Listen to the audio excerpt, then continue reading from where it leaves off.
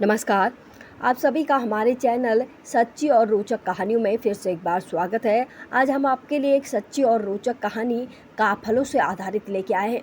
काफल उत्तराखंड का एक मशहूर फल है जो मई जून के महीने में पकता है और इसी फल पर आधारित एक सच्ची कहानी है। कहा जाता है कि एक गांव में एक विधवा औरत और उसकी 6-7 साल की बेटी रहती थी। किसी प्रकार गरीबी में वो दोनों अपना गुजर बसर करते थे।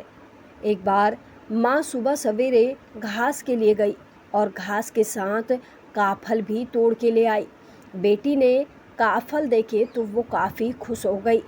तभी माँ ने कहा कि मैं खेत में काम करने जा रही हूँ, दिन में जब घर लौटूंगी तब काफल खाएंगे और मेरे आने तक तुम काफल का एक भी दाना मत खाना।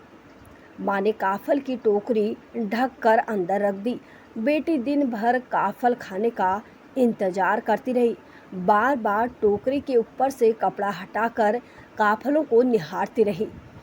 खट्टे मीठे रसीले स्वाद की कल्पना करती रही, लेकिन उस आज्ञाकारी बच्ची ने एक भी काफल का दाना उठाकर मुंह में नहीं डाला। आखिरकार माँ आई। बच्ची दौड़ के माँ के पास गई और बोली, माँ आप काफल खा सकते हैं। माँ बोली, थोड़ा सांस तो लेने दे बेटी। फिर माँ ने काफल की टोकरी निकाली और उसके ऊपर से कपड़ा उठाकर देखा। अरे ये क्या, काफल कम कैसे हुए? तूने खाए क्या? माँ, नहीं माँ, मैंने तो चखे भी नहीं। जेठ की तपती दोपहरी में माँ का दिमाग गर्म पहले ही हो रखा था। भूख और तड़के उठकर लगातार काम करने की थकान से माँ चिड़चिड़ी हो रखी थी। माँ को बच्ची के झूठ बोलने पर गुस्सा आ गया और माँ ने जोर से एक झापड़ बच्ची के सर पर दे मारा। बच्ची उस अप्रत्याशित वार से तड़प के नीचे गिर गई और मैंने नहीं चखे माँ कहते हुए उसके प्राण पखेरु उड़ गए। अब माँ का क्षणिक आवेग उतरा तो उसे होश आया। वह बच्ची को गोद में ले प्रलाप करने लगी। ये क्या हो गया? दुखियारी का एकमात्र सहारा था, वो भी अपने ही हाथ से खत्म कर दिया, वो भी तुच्छ काफल के खातिर। आखिर लाई किसके लिए थी?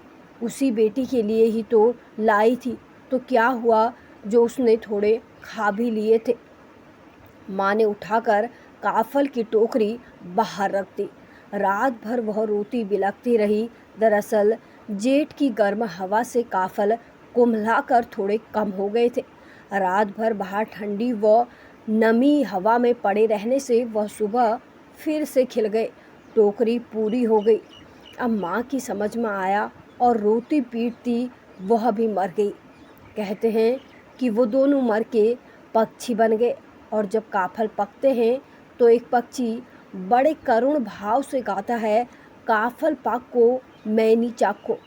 इसका मतलब है कि काफल पके पर मैंने नहीं खाए। और तभी दूसरा पक्षी चित्कार कर बोल उठता है, पूर पुतई पूरे पूरे हैं बेटी पूरे पूर। तो ये थी आज की सच्ची और रोचक कहानी। ऐसी ही सच्ची और रोचक कहानियाँ जानने के लिए जुड़े रहिए हमारे चैनल से और लाइक और सब्सक्राइब ज़रूर कीजिए।